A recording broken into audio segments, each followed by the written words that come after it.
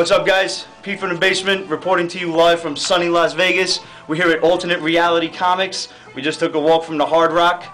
We're here with Ralph, the proprietor of our fine establishment here. How long have you been running the store, Ralph? I've had 16 years now. Cool. You reading comics too, or you just? Yeah, I've been reading comics since '75, so. Yeah. What's your favorite books out right now? Day Tripper is really good from Vertigo. That's my favorite. I don't read that one actually. What's that about? It's really good. It's the creative team that worked with Gerard Way on Umbrella Academy. It's about this. I'm familiar with Umbrella.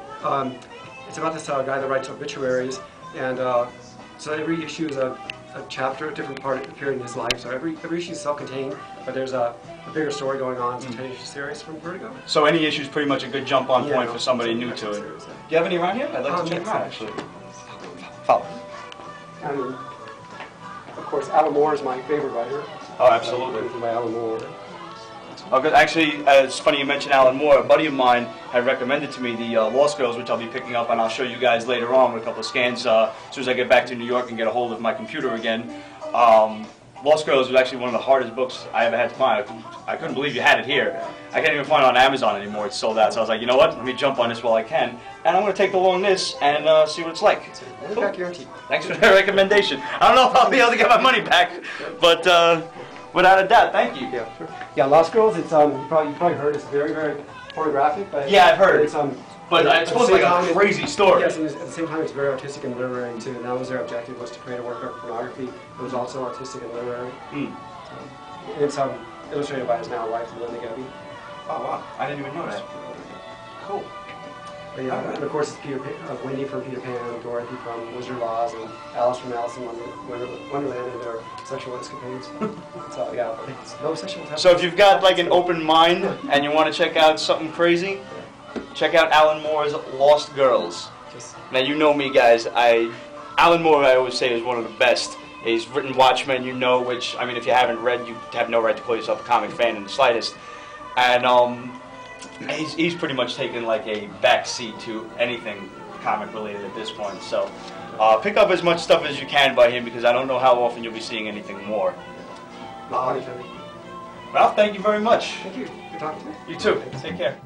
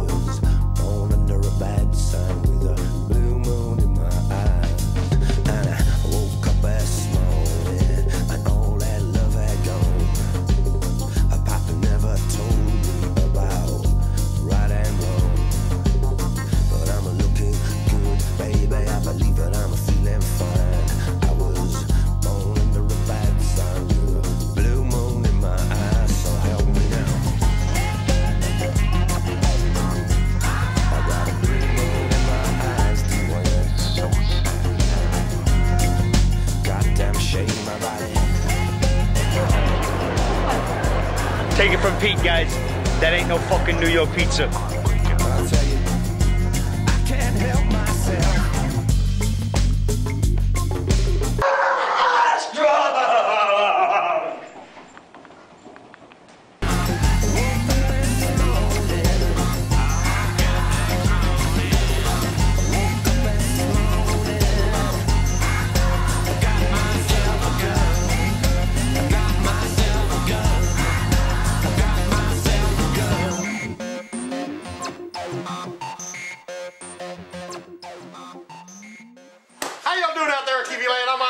I'm down here at Pete's Basement, and I'm telling you about Dream Homes. Dream Homes, they're still running 11 years business with unlimited discounts. And unlimited bandwidth, unlimited email accounts. We use them, you should use them too. They love Pete's Basement so much they give us free discounts. You see that code down the bottom? Ding, ding, ding, ding, ding. That's Pete's Basement code. You get 50% off the first order. God damn, I love me some Dream Homes.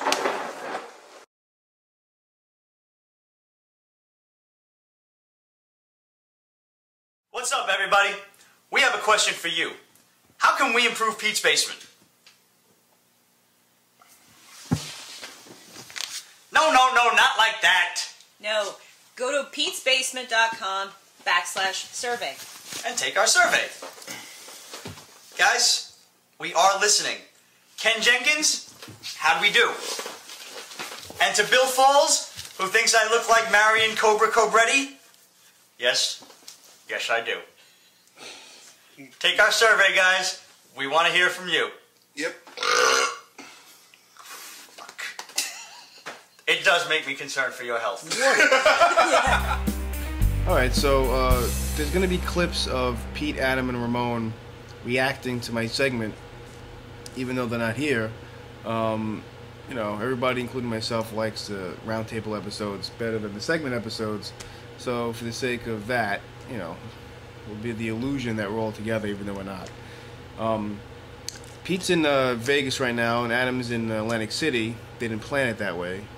Adam himself said it was a kind of weird symmetry to all that.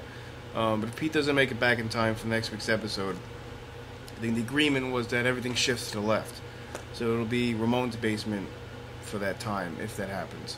Ramon knows this, so hope he doesn't do anything rash, or harsh, or anything else that ends in shh.